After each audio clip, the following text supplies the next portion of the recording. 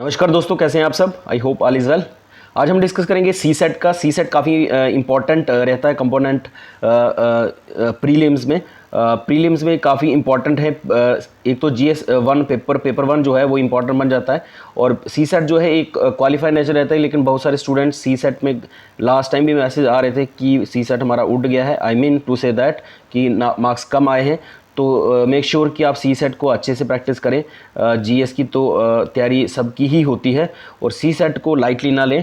आज मैं जो ट्रिक बताऊंगा वो सिर्फ पैसेज को सॉल्व करने की बताऊंगा। इसके अलावा टॉपिक मैंने ऑलरेडी टेलीग्राम चैनल पे शेयर किए हैं कि अदर टॉपिक कौन कौन से पढ़ने, लेकिन पैसेज को कैसे सॉल्व करना है वो इंपॉर्टेंट बन जाता है। कुछ टॉपिक के लिए 95% एक्यूरेसी रहती है पैसेज को सॉल्व करने के लिए, उसका ट्रिक मैं बता दूंगा।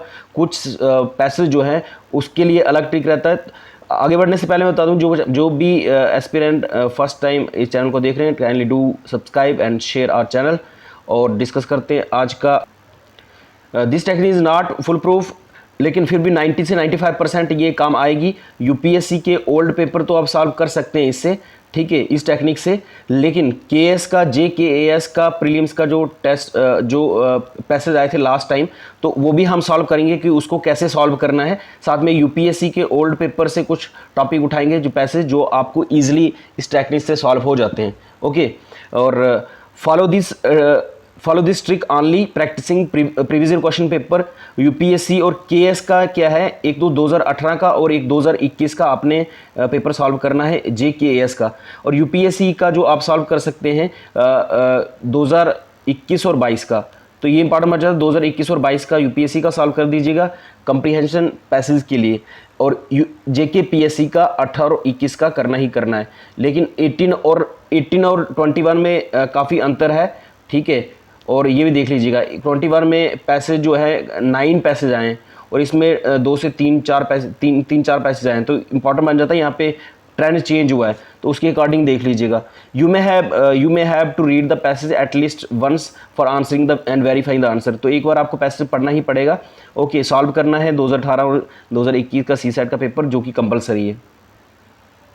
और नेक्स्ट हम डिस्कस कर लेते हैं JKAS 2021 का। अगर एनालिसिस देखेंगे आप, तो उसमें 100 क्वेश्चन आए थे और 200 मार्क्स का था। वैसे अगर यूपीएससी का पैटर्न देखेंगे आप, तो वहाँ पे 80 क्वेश्चन आते हैं और 200 मार्क्स का होता है। इट मीन्स वो आपका 2.5 मार्क्स का रहता है। लेकिन यहाँ पे अगर 100 क्वेश्चन आए हैं तो 2 मार्क्स का रहता है। तो मेक श्योर कि इस बार भी अगर पैटर्न सेम रहा तो ऐसा ही रहेगा, एक क्वेश्चन 2 मार्क्स का रहेगा। अगर पैटर्न फिर से 80 वाला आ गया, 80 क्वेश्चन पूछेंगे तो 200 मार्क्स रहेगा, तो वो 2.5 नंबर का आ गया, ठीक है, 2.5 मार्क्स का। तो इसमें मार्क्स कितने चाहिए होते हैं, वो 33% चाहिए होते हैं। 33% मतलब हो गया कि अगर 200 मार्क्स है तो 200 मार्क्स में से 33% लेने हैं। ओके, तो अप्रॉक्सीमेटली अगर 100 का अगर 33% कितना हो गया, तो कितना हो गया अप्रॉक्सीमेटली 33, और 33 मतलब हो गया एटलीस्ट 34 क्वेश्चन आपके होने चाहिए सही। ओके, काट के नेगेटिव मार्क्स जो है काट के।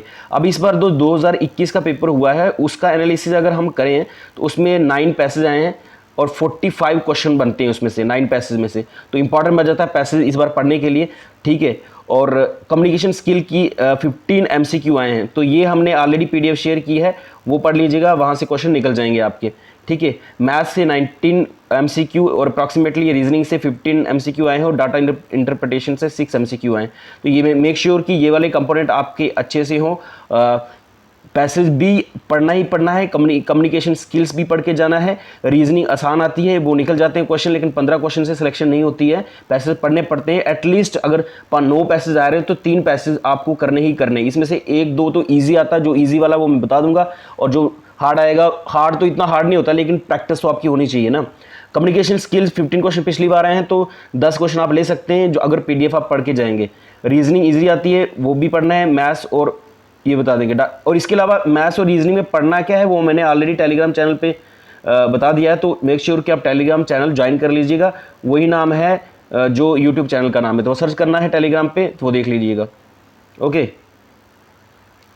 नेक्स्ट आपका आता है डिमांड फॉर UPSC JKPSC। अब डिमांड क्या रहती है किसकी, ये आपने ध्यान रखना है कि हमेशा जो UPSC एग्जामिनर होगा या JKPSC का होगा, उनका हमेशा जो थॉट रहता है वो हमेशा पॉजिटिव रहता है।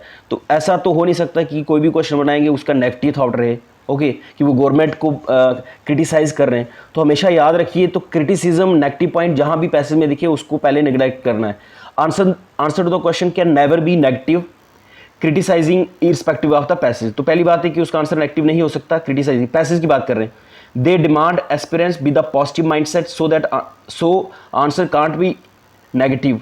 तो हम वो क्या हमें चेक कर रहे हैं एस्पिरेंट में, वो क्या चेक कर रहे हैं, वो पॉजिटिव माइंडसेट चेक कर रहे हैं। तो ये पॉजिटिव माइंडसेट काफ़ी इंपॉर्टेंट रहता है जब भी पैसेज आप सॉल्व कर रहे हैं। Use eliminate method to reach the right answer. तो एलिमिनेट मेथड को यूज़ करना है जब भी आप राइट आंसर पहुंचेंगे। लेकिन एलिमिनेट मेथड क्या होगा हम पूरा डिस्कस करेंगे, ये पूरा आपने देखना है, तभी पता चलेगा आपको कि एक्चुअल में क्या कैसे सॉल्व करेंगे आप। लास्ट में हम सी सेट के जो पैसेज जो आया होगा वो भी हम सॉल्व करेंगे, लेकिन पहले टेक्निक इंपॉर्टेंट है वो समझने के लिए। ठीक है, पहले मैंने बोला कि answer of the question can never be negative criticising respective of the passage, पहला पॉइंट। दूसरा, they demand aspirants with the positive mindset so answer can't be negative. Positive mindset चाहिए आपको पैसेज जब भी सॉल्व कर रहे हैं। Most of the time passage are given to just brainwash the candidate and nothing has to do with the correct answer, so always read the passage after question. सबसे पहले क्या करना है, क्वेश्चन पढ़ना है, फिर आपने पैसेज पढ़ना है ऊपर जो दिया होता है। ठीक है, ये है। नेक्स्ट आपका आ गया, देखो रीडिंग कंप्रीहेंशन में पूछा क्या जाता है एक्चुअल में, इसमें आपकी वर्सेटाइल थिंकिंग अप्रोच चाहिए, मतलब अलग अलग तरीके से आपको सोचना चाहिए इसमें। अब इसमें जो मेन जो मुद्दे पे क्वेश्चन आते हैं, एक तो मोस्ट ऑफ द टाइम जो है सोशल इशू पे क्वेश्चन आता है, इन्वायरमेंटल इशू पे, साइकोलॉजिकल इशू, एथिकल इशू या साइंस एंड टेक्नोलॉजी का इशू होगा। ओके, इकोनॉमिक कंडीशन पे क्वेश्चन आ गया, या फिर सिचुएशनल, ठीक है, सिचुएशनल इशू कोई होगा तो वो बता देंगे। अब इसमें जैसे सोशल इशू में क्या पूछा जा सकता है, एक तो जेंडर न्यूट्रलिटी। जेंडर न्यूट्रलिटी हो गया कि मेल और फीमेल है, ठीक है, मेल और फीमेल है। अब घर का काम जो है वो मेल करेगा या फिर फीमेल करेगा, तो ये भी है कि दोनों का काम बनता है। अभी उन्होंने बच्चे पैदा किए तो दोनों की रिस्पॉन्सिबिलिटी बनती है कि दोनों उसको संभालेंगे। अब ऐसा नहीं है कि फीमेल, जैसे स्टीरियोटाइप थिंकिंग नहीं होनी चाहिए, स्टीरियोटाइप थिंकिंग नहीं होनी चाहिए वाइल सॉल्विंग द पैसेज।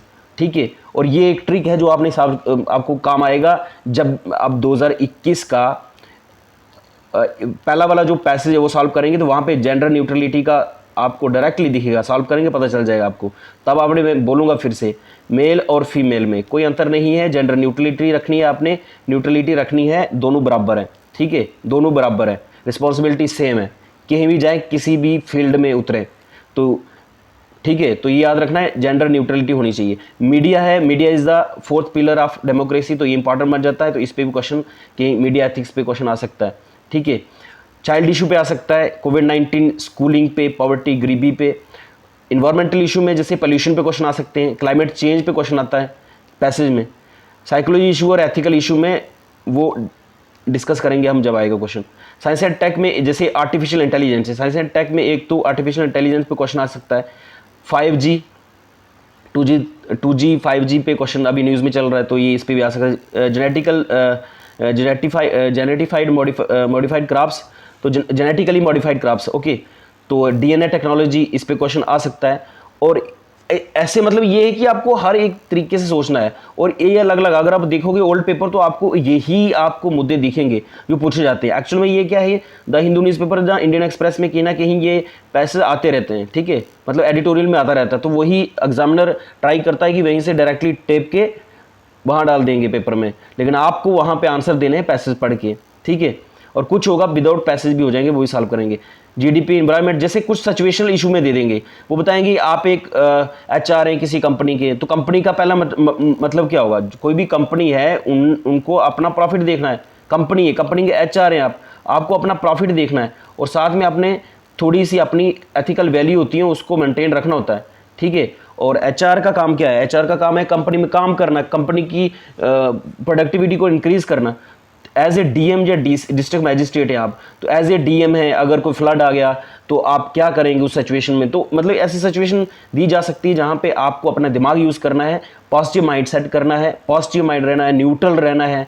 ठीक है, न्यूट्रल रहना है, पॉजिटिव माइंड सेट रखना है, इम्पार्शियलिटी, ट्रांसपेरेंसी, जैसे हम एथिक्स में पढ़ते हैं ना ट्रांसपेरेंसी, तो ट्रांसपेरेंसी जो है वो इंपॉर्टेंट बन जाती है, ट्रांसपेरेंसी होनी चाहिए। और ये सारे मुद्दे जो है ये आपके दिमाग में होने चाहिए while solving the passage. Okay, question पूछे कैसे जाते हैं, और ये एनालिसिस है ओल्ड पेपर को देख के बनाया हुआ। तो मेक श्योर कि आप जैसे क्वेश्चन सॉल्व करेंगे वहाँ पे आपको दिख जाएगा कि पूछा क्या जाता है क्वेश्चन में। पैसेज पूछा है, उसके नीचे क्वेश्चन क्या पूछे जाते हैं, क्योंकि एक पैसेज में 5 क्वेश्चन पूछे जाते हैं, JKAS में पूछे गए हैं। यूपीएससी में तो अलग अलग पूछा जाता है पैटर्न, यूपीएससी हम पढ़ नहीं रहे, लेकिन क्वेश्चन जरूर सॉल्व करेंगे उसका। ठीक है, क्वेश्चन आस्क कैसे कैसे पूछा जाता है, पूछा जा सकता है कि ये पैसेज है, ठीक है, ये पैसेज पढ़ना है, उसके बाद पूछा जा सकता है कि सॉरी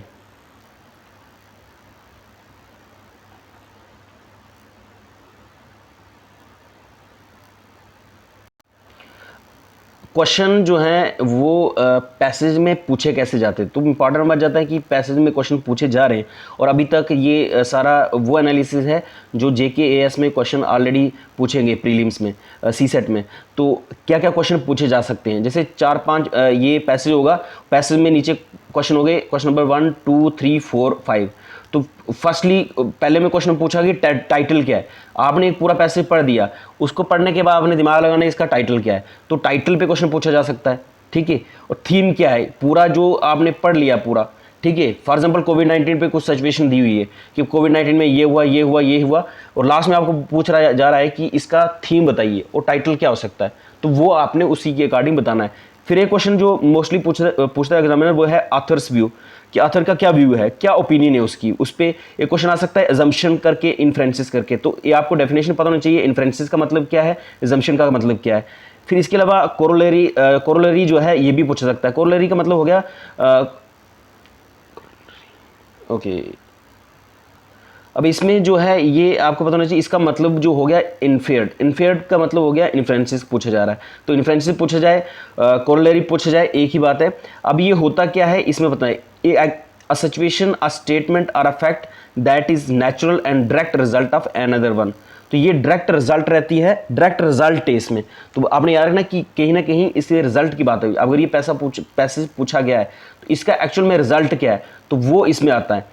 फिर जैसे क्वेश्चन पूछता है कि ये पैसेज है, तो बताइए इसका कंसिक्वेंस क्या है, मतलब सिचुएशन दी होगी और उसमें बताना है कि इसमें कंसिक्वेंस क्या हो सकता है। तो कंसिक्वेंस आपको क्वेश्चन पढ़ना है, उसके बाद इसका क्या करना है, उसका रिजल्ट देखना है, डायरेक्ट रिजल्ट क्या रिजल्ट क्या निकला है, तो वो कोई पैसेज में दिया होता है।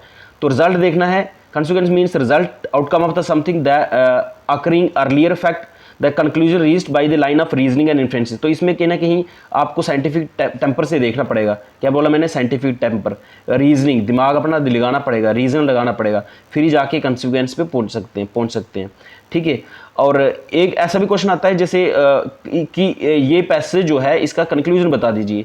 तो कंक्लूजन करने के लिए पैसे हम डिस्कस करेंगे, फर्स्टली आपको बता रहे हैं ऐसे नॉर्मली।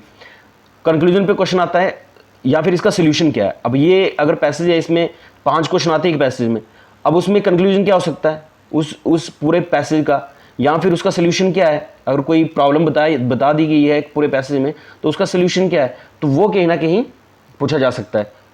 इसके अलावा रीजन, फैक्ट बेस्ड और logical, what is the logical inferences. तो ये पूछा जाता है कि लॉजिकल, इस पैसेज से आपको पढ़ के लॉजिकली इसका इन्फ्रेंसिस निकालो। तो इंपॉर्टेंट बन जाता है कि रीजन यूज करना वहां पे भी।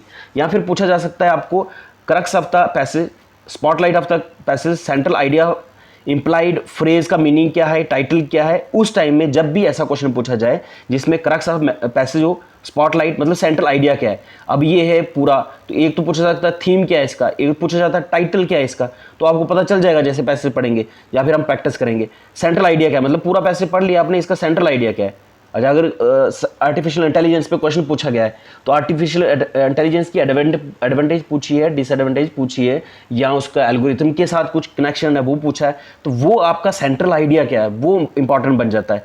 और या फिर पूछ सकता है कि इस फ्रेज का मीनिंग क्या है, और इस फ्रेज का मीनिंग जो है ये तभी निकलेगा पैसेज पढ़ के। जैसे पैसेज पढ़ेंगे उसके साथ में क्या होगा, कहीं ना कहीं उसका फ्रेज का मीनिंग दिया होता है। तो जैसे ये क्वेश्चन पूछा जाएगा, तो इसमें आपने डायरेक्टली पहले देखना है कि क्वेश्चन में पूछा क्या गया है, क्वेश्चन पढ़ने के बाद फिर पूरे पैसेज को पढ़ना है, वहीं से आपको ये वाले सारे आंसर निकल जाएंगे। जो भी पूछा, क्रक्स पैसेज पूछा होगा, स्पॉटलाइट पूछा होगा, सेंट्रल आइडिया पूछा होगा, इंप्लाइड फ्रेज का मीनिंग क्या होगा, तो ये पैसेज पढ़ के डायरेक्टली आपको दिख जाएगा। एक तो क्वेश्चन डिसीजन मेकिंग से भी आ सकता है। डिसीजन मेकिंग में जैसे इस पैसेज में अगर कोई चीज़ लिखी है तो अब वो ऑथर्स का व्यू क्या है, ठीक है, और उसमें आपने देखना है कि इसका काजिज क्या है, आप क्या स्टेप ले सकते हैं इसमें। अगर if you are a DM, district magistrate, या डीसी है, एसडीएम है, टीचर है, या कोई भी है, तो वो आप क्या स्टेप ले सकते हैं। आप डॉक्टर हैं, इंजीनियर हैं, ठीक है, आपको किसी भी सिचुएशन में डाला जा सकता है, तो उस टाइम में आप क्या स्टेप लेंगे, तो तब आपका डिसीजन मेकिंग थोड़ा सा हाई होना चाहिए। वैसे ये एथिक्स में भी काम आता है, ठीक है, एथिक जीएस का जो जीएस 4 का है। Do you think solution should be steps, ethical dilemma, solution. इसमें क्या करना है, पैसेज को रीड करना है और मोस्टली नेगेटिव स्टेटमेंट को निगलेक्ट करना है। जब भी को दिया होगा नेगेटिव स्टेटमेंट, स्टीरियोटाइप स्टेटमेंट होगी जो गवर्नमेंट के अगेंस्ट होगी, या फिर कोई नेगेटिव होगा टोटली, वो उसको आपने नेगलेक्ट करना है, पैसेज पढ़ना है, उससे निकलेगा। और उस एलिमिनेशन टेक्निक भी अभी यूज़ करेंगे हम, पता चल जाएगा। अब इन्फ्रेंसिस का मतलब क्या हो गया। इन्फ्रेंस का मतलब हो गया कि एग्जामिनर एक्चुअल में पूछना क्या चाहता है, ठीक है। इन्फ्रेंस में आ गया मुख्य विचार क्या है इसका एग्जामिनर का, ठीक है। A logical deduction made by using the facts given the passage. तो इंपॉर्टेंट कि इन्फ्रेंस का मीनिंग क्या है, क्योंकि पैसेज में आएगा कि इसका इन्फ्रेंस निकालो, कि किसका, पैसेज का पूरा इन्फ्रेंस निकालो। जो पैसेज का इन्फ्रेंस निकालेगा मतलब क्या हो गया, तो मतलब हो गया इसमें से कहीं ना कहीं आपको logically deduction made by using the facts given in the passage. तो फैक्ट को देखना पड़ेगा कि एक्चुअल में पैसेज में फैक्ट क्या है, तो वो इंपॉर्टेंट बन जाता है इसकी डेफिनेशन के लिए।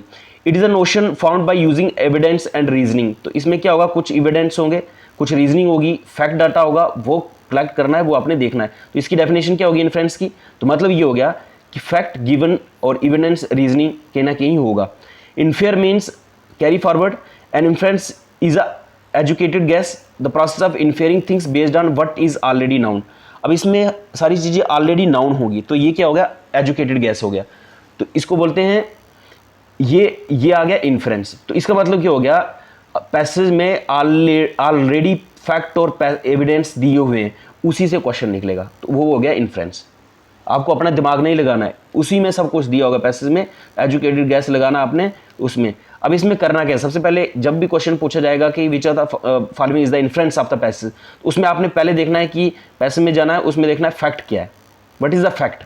तो पहले देखना है फैक्ट क्या है, उसके बाद आपने एलिमिनेशन टेक्निक यूज़ करनी है। एलिमिनेशन टेक्निक कैसे यूज़ करते हैं वो हम आगे डिस्कस करेंगे, वो यूज़ करनी है। उसके बाद किसी एक को चूज़ करना है। फॉर एग्जाम्पल ये दिया हुआ है, इसको पढ़ना है, इसमें देखना है फैक्ट क्या क्या दिए हुए हैं।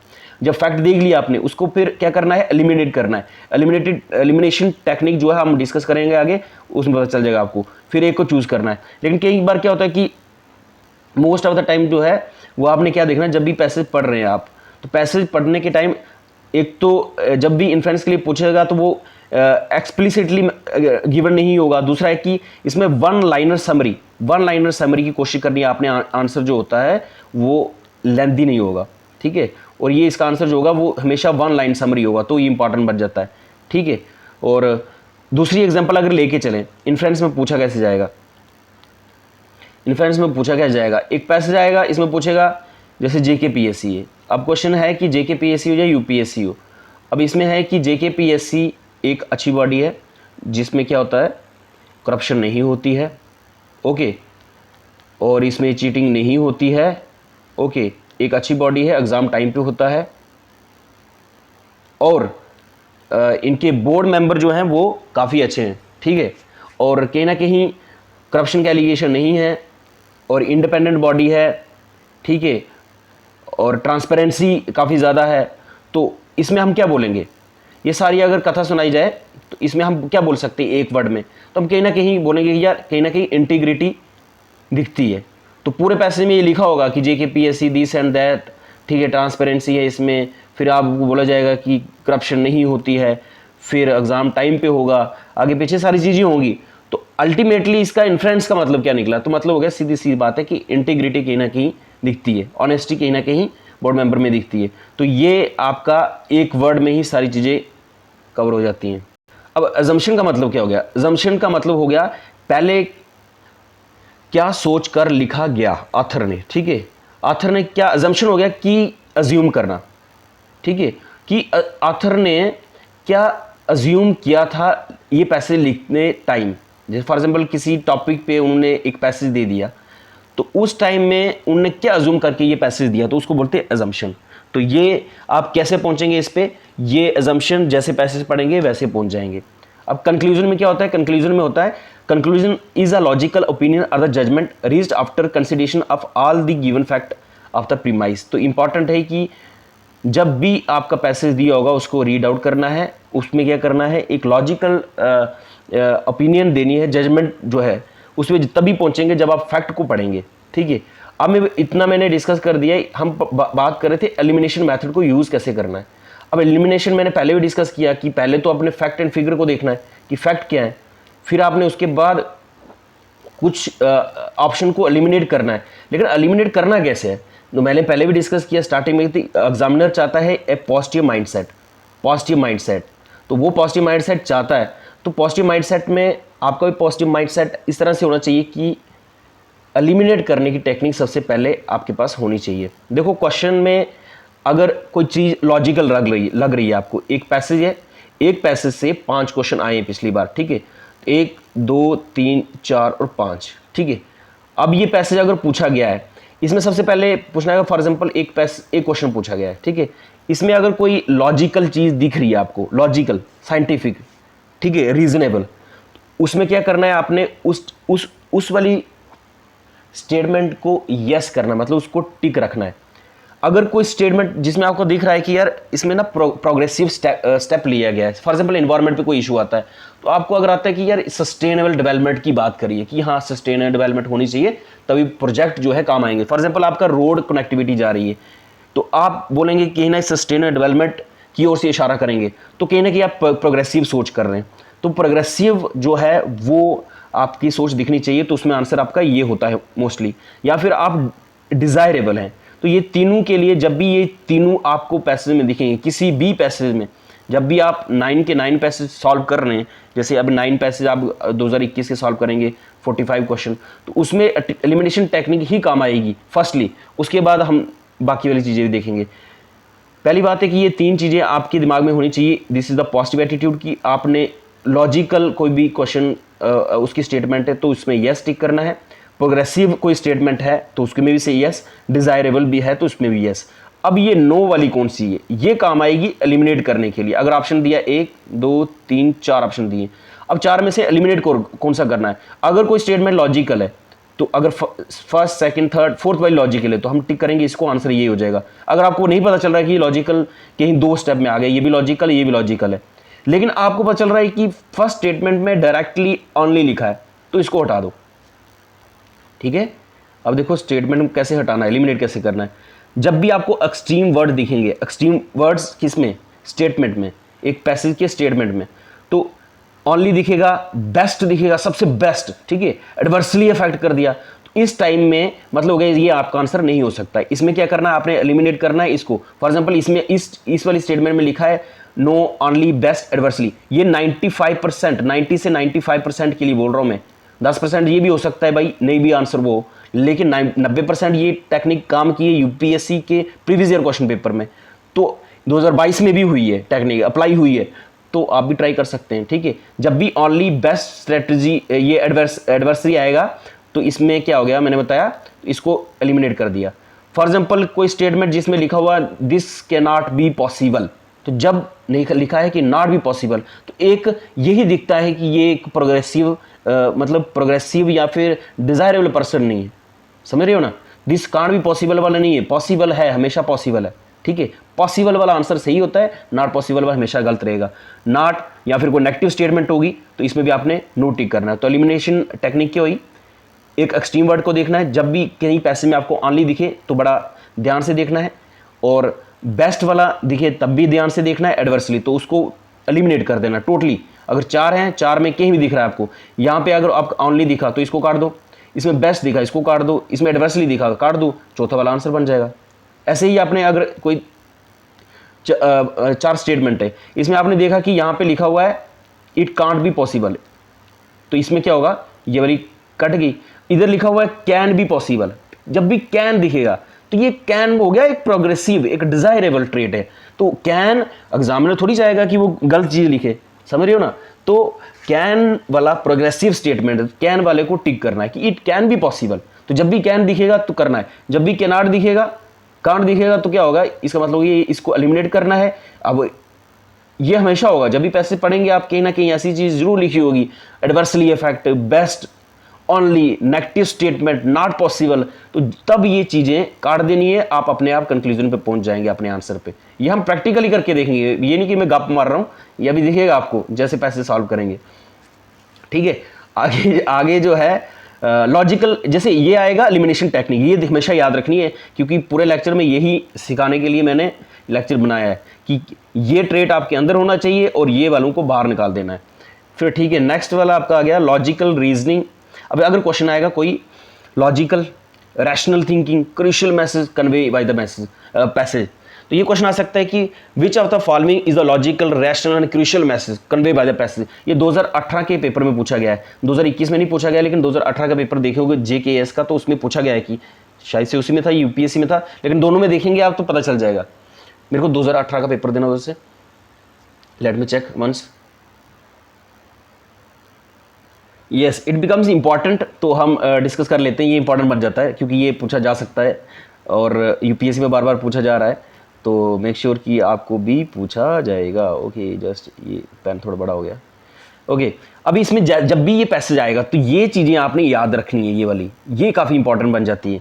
अब ये क्यों, देखो पैसेज में मैंने बताया, पैसेज में 4 ही ऑप्शन होते हैं। जब ये 4 ऑप्शन हुए, 1, 2, 3 और 4 ऑप्शन, अब ये 4 ऑप्शन है, आपने चारों में से एक को मतलब 3 को एलिमिनेट करना, फाइनल आंसर पे पहुंचना है। अगर ये 3 को एलिमिनेट करने के लिए आपके पास टेक्निक है, वो टेक्निक ये काम आने वाली। एक मैंने जो एलिमिनेशन टेक्निक ऊपर बताई, ये वाली काम आएगी, बट इसके साथ में ये नीचे वाली भी काम आएगी। यही 2 टेक्निक आपने अपनी कॉपी पेन पे लिखना है और क्वेश्चन को डायरेक्टली सॉल्व करना है, आपको क्वेश्चन निकल जाएंगे, हम निकालेंगे भी, टेंशन लेनी है आपने। अब देखो, जब भी ऐसा क्वेश्चन पूछा जाएगा logical, rational and crucial message convey by the passage, तो इस टाइम में ज़्यादा दिमाग ना लगाते हुए आपने डायरेक्टली देखना है कि इसमें से क्या चीज़ पूछी गई है और क्या क्वेश्चन में क्या है। जब भी कोई कंट्रोवर्सी होगी, 1, 2, 3, 4, जब भी कोई कंट्रोवर्सी स्टेटमेंट होगी उसको काट देना है। ठीक है, ये जहाँ भी नो लिखा है उसका मतलब हो गया काटना है, यस मतलब उसको टिक करना। ठीक है, ये ऑलरेडी PDF मैंने सेंड की है टेलीग्राम चैनल पे, वहाँ पे दिख जाएगी। इसके अलावा आपको बता देते हैं एक चीज़, इसके अलावा एक चीज़ जो इंपॉर्टेंट है आपको कहनी थी, वो ये है कि ये एक वीडियो पड़ी है इसी चैनल पे, जो 10,000 लोगों ने देख चुके हैं अभी तक, और आपको जैसा कि आपको पता है कि 30,000 लोगों ने पिछली बार पेपर फॉर्म भरा था और 20,000 लोगों ने पेपर दिया था। अगर 10,000 बच्चे वीडियो ये देख रहे हैं, ओके, तो आने वाले टाइम में ये 15,000 बच्चे दे और 20,000 तक ये देख सकते हैं। तो मेक श्योर कि 15,000 तक ये वीडियो जा सकती है। तो आप अगर वीडियो नहीं देखी है तो इस वीडियो को देखना है। क्यों? क्योंकि ये इंपॉर्टेंट बन जाती है। यहाँ पे हमने करंट अफेयर प्लस स्टैटिक कुछ पोर्शन सॉल्व किया है, environment plus science and tech का, जो आपको एग्जामिनर को एग्जाम में डायरेक्टली दिख सकता है। इसके अलावा अगर इसके ऊपर जाएंगे आप वीडियो, तो इसमें मॉक टेस्ट के लिए हमने टेस्ट सीरीज लॉन्च करी है, तो ये आज ही लॉन्च की है। तो मेक श्योर कि आप ये इसको ज्वाइन कर सकते हैं, टेलीग्राम चैनल ज्वाइन कर लीजिए, वहाँ पे डिटेल प्रोवाइड की गई है। मॉक टेस्ट JKAS प्रीलिम्स 2022 के लिए, पेपर 1 के लिए, पेपर 1 के लिए, CSET के लिए नहीं है। तो 8 मॉक टेस्ट रहेंगे, 8 मॉक टेस्ट जो कि काफ़ी इंपॉर्टेंट है आपके लिए। इसमें हम लेटेस्ट पैटर्न जो JKAS का है उसी के अकॉर्डिंग टेस्ट सीरीज़ को लेके आ रहे हैं। तो मेक श्योर कि आप उसको भी ज्वाइन कर लीजिएगा। और हमने जो लॉन्च की है टेस्ट सीरीज़, वो की है ओल्ड स्टूडेंट के लिए 49 और न्यू स्टूडेंट के लिए 99। अब ये प्राइस हमने इतना कम क्यों रखा है, ये आप सबको पता है क्यों रखा है, ठीक है।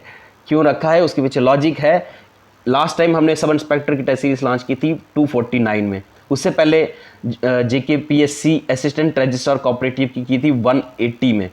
अब ये इतना डाउनफॉल क्यों किया? KS एक JKPSC इज़ा मतलब एक बड़ी बॉडी है और उसके टाइम में आप ऑफिसर बनने उस टाइम में इतना कम क्यों किया? वो क्यों किया, वो उसके पीछे लॉजिक ये है। और मैं चाहता भी तो इसको फ्री टेस्ट सीरीज भी लॉन्च कर सकता था, लेकिन फ्री वाला पता क्या होता है, वो फ्री में स्टूडेंट लाइटली ले लेते हैं चीज़ों को, तो वो करना भी नहीं होता है। और दूसरी बात ये है कि आई हैव टू पे आल्सो, दैट्स द रीज़न। और इतना तो मुझे लगता नहीं है कि मेरा पानी भी आता है पीने वाला दिल्ली में, ओके। और टी चाय भी नहीं आती, बट चलो फिलहाल रीज़न कुछ भी हो सकता है। आपने टेस्ट सीरीज ज्वाइन करनी है, वहाँ पे 99 और 49 के अकॉर्डिंग, जो भी आप ओल्ड स्टूडेंट है या न्यू स्टूडेंट उसके अकॉर्डिंग। और हाँ, अगर आप एक बार टेस्ट सीरीज ज्वाइन करते हैं, फ्यूचर में कोई भी टेस्ट सीरीज आती है उसको आपको डिस्काउंट मिलेगा ही मिलेगा, this is clearly.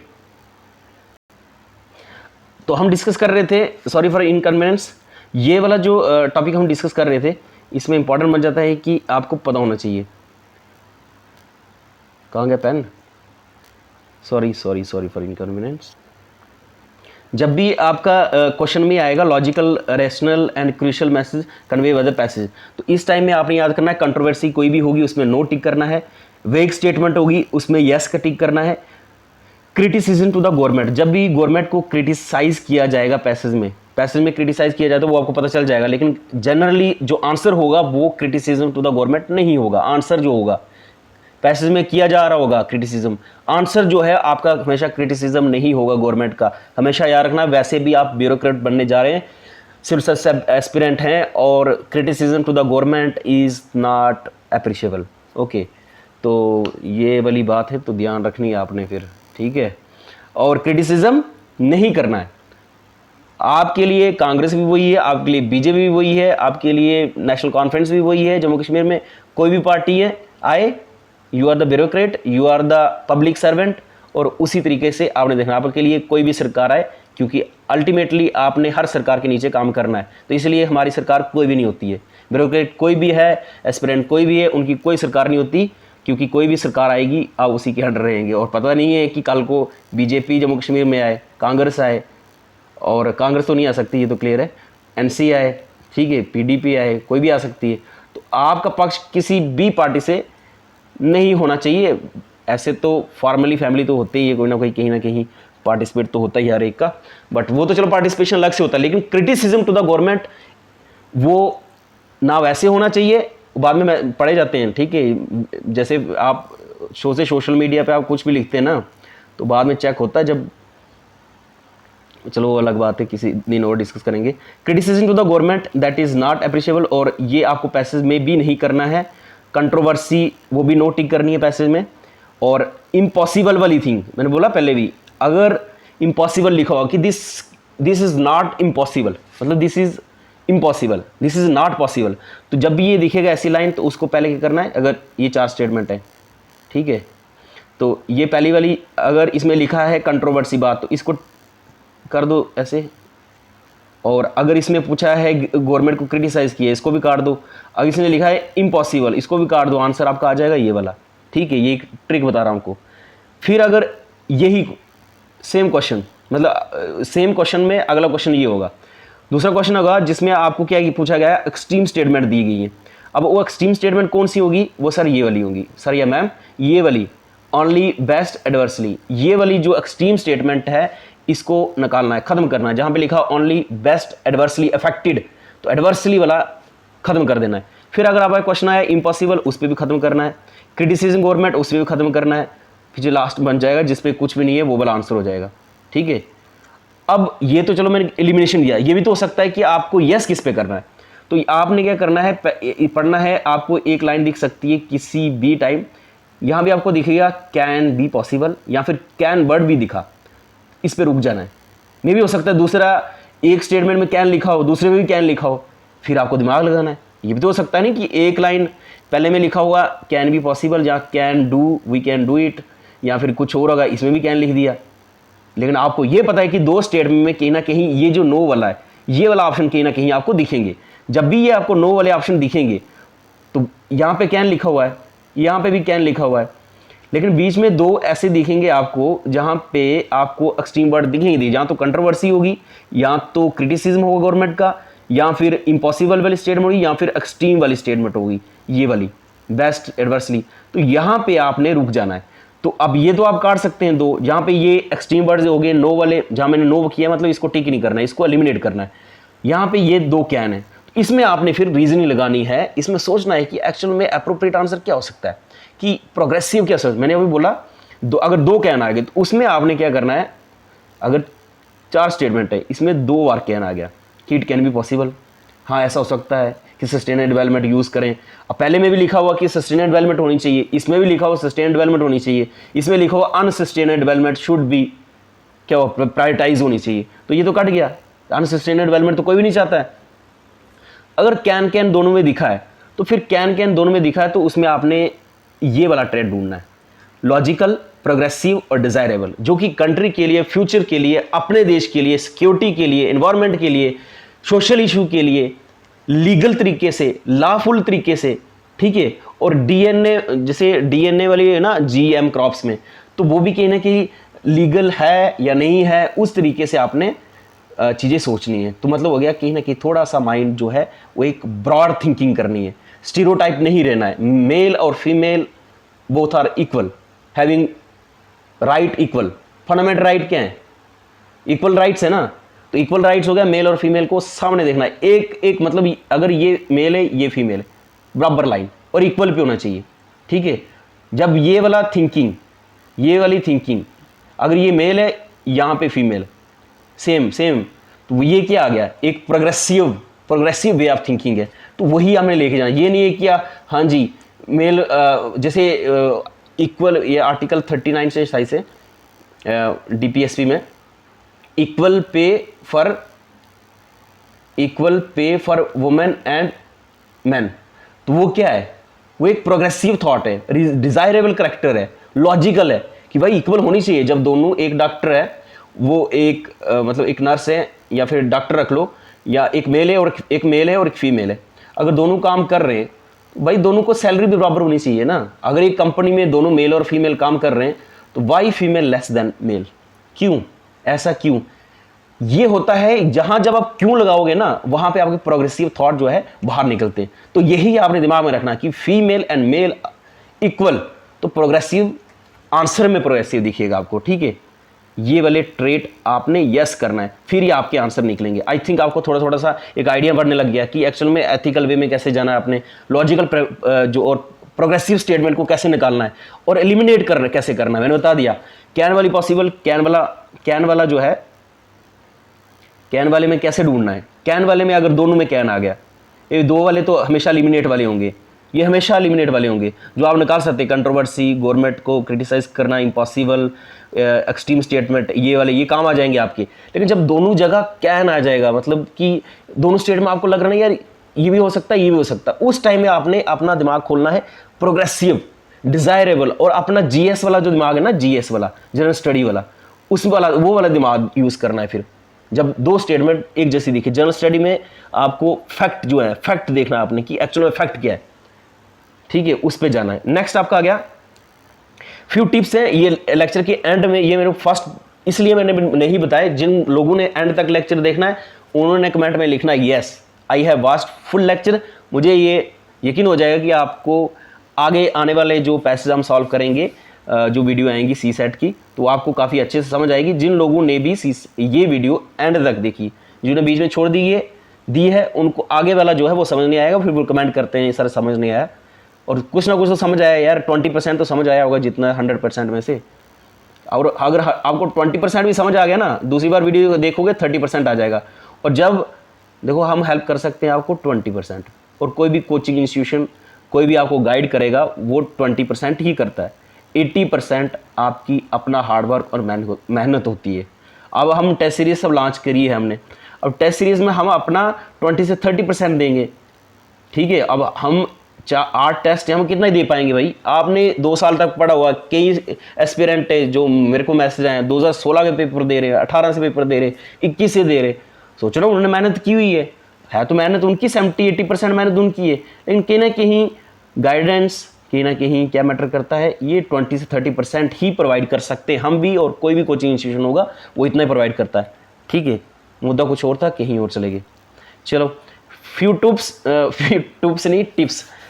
Tips follow paper 1 approach. देखो ये कुछ टिप्स हैं जो आपने याद रखनी है। किसके लिए? अभी तक जो हमने डिस्कस किया उसमें आपने क्लियरली, जब भी आपने देखना है, ये 3 पैसेज पूरा पूछा है, उसमें 4 स्टेटमेंट है, तो उसमें आपने कैसे अप्रोच करनी है, कुछ पैसेज हैं जिसमें आपने डायरेक्टली ये वाली अप्रोच रखनी है, डायरेक्टली वो निकल जाएंगे विदाउट पैसेज पढ़े हुए। ये पैसेज नहीं पढ़ना, आपने सिर्फ क्वेश्चन पढ़ना, उसके 4 ऑप्शन पढ़ने हैं, उसमें एलिमिनेशन टेक्निक यूज करनी है और उसमें ये वाली फॉरवर्ड लुकिंग करनी है। ये बताएंगे आपको, एक पैसेज आया पिछली बार, वो डायरेक्टली सॉल्व हो रहा है without reading the passage. Even के पैसेज आपने नहीं पढ़ना, खाली क्वेश्चन और उसके स्टेटमेंट पढ़नी, उससे क्वेश्चन निकल जाएगा।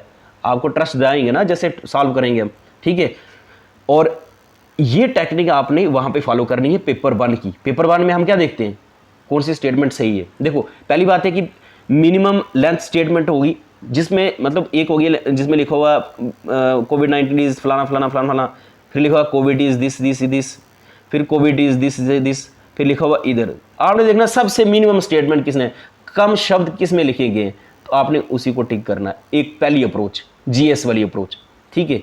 दूसरी अप्रोच, जो भी स्टेटमेंट 4 में से जो कि लेस अंडरस्टैंडेबल है, वेग स्टेटमेंट है, उसको टिक करना है।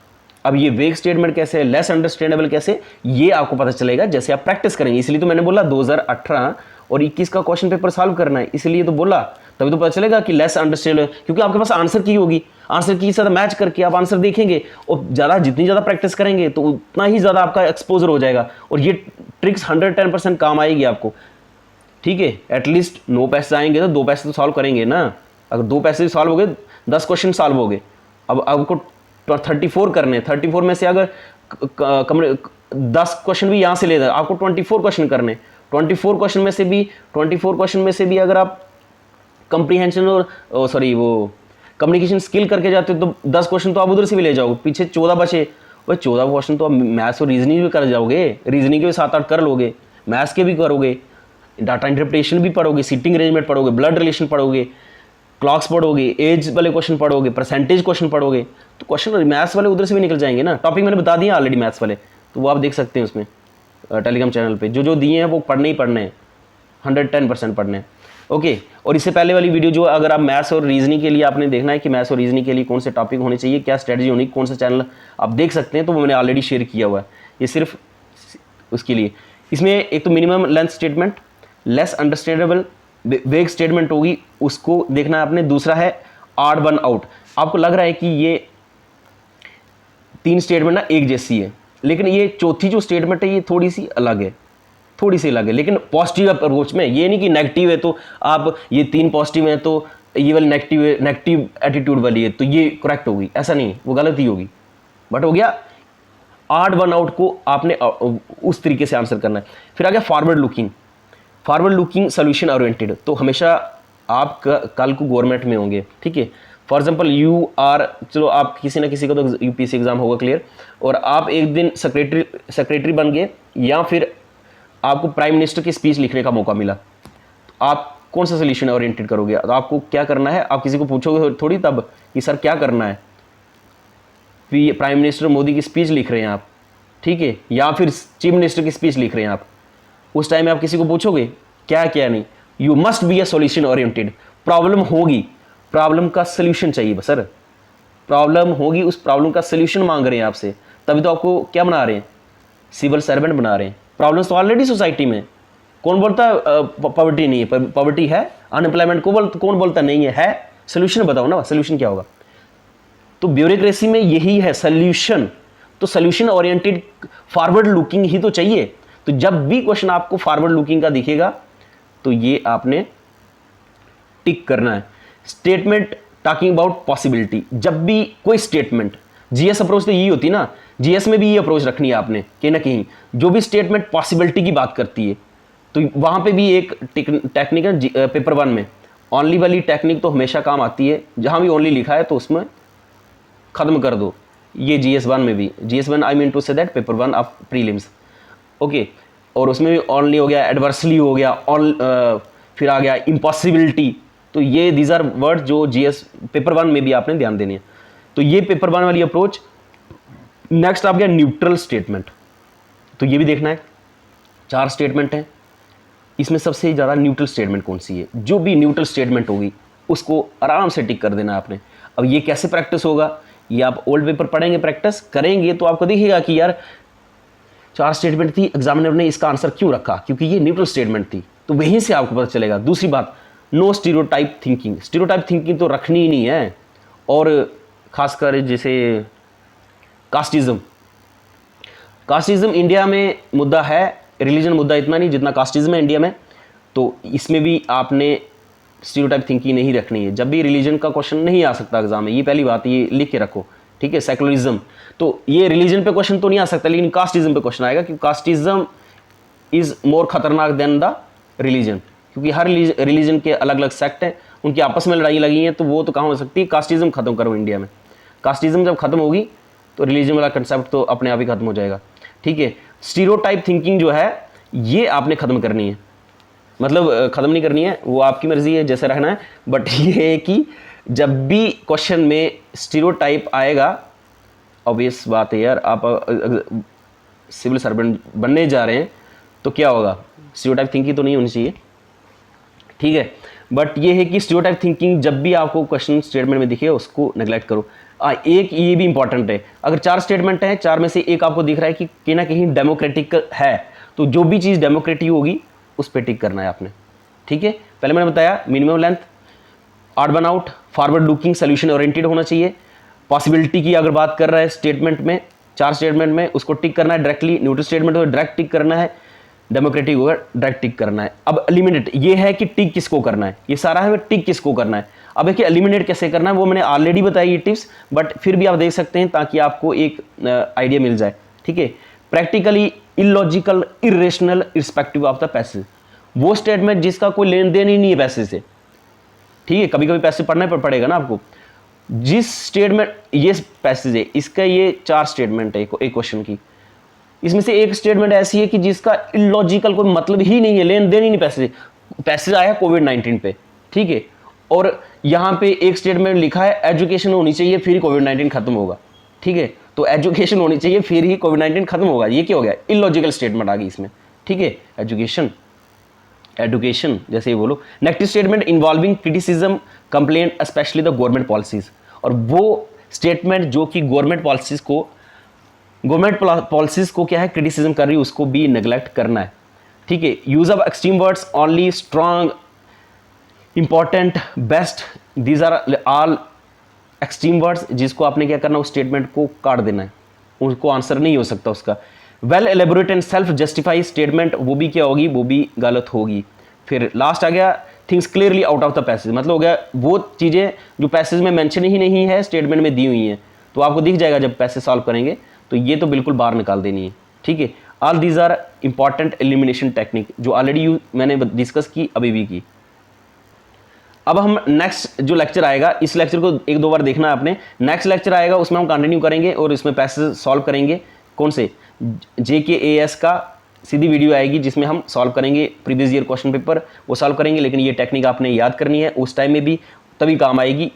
उसके साथ में वो नेक्स्ट वीडियो आ जाएगी जिसमें आपको वो ये वाली सारी टेक्निक हम यूज़ करेंगे और JKAS के 2021 के क्वेश्चन पेपर सॉल्व करेंगे और UPSC, ताकि आपको काम आए, लेकिन आपने भी वो प्रैक्टिस करने हैं और 2018 और 21 के क्वेश्चन पेपर JKAS का सॉल्व करना है, जिसमें आपको यही टेक्निक काम आएगी। फिलहाल हम चाहते हैं आपसे अलविदा, thank you so much, subscribe जरूर करना, जाते जाते बाय बाय, जय Hind, good night, good morning हो गई है, बाय बाय, जय हिंद।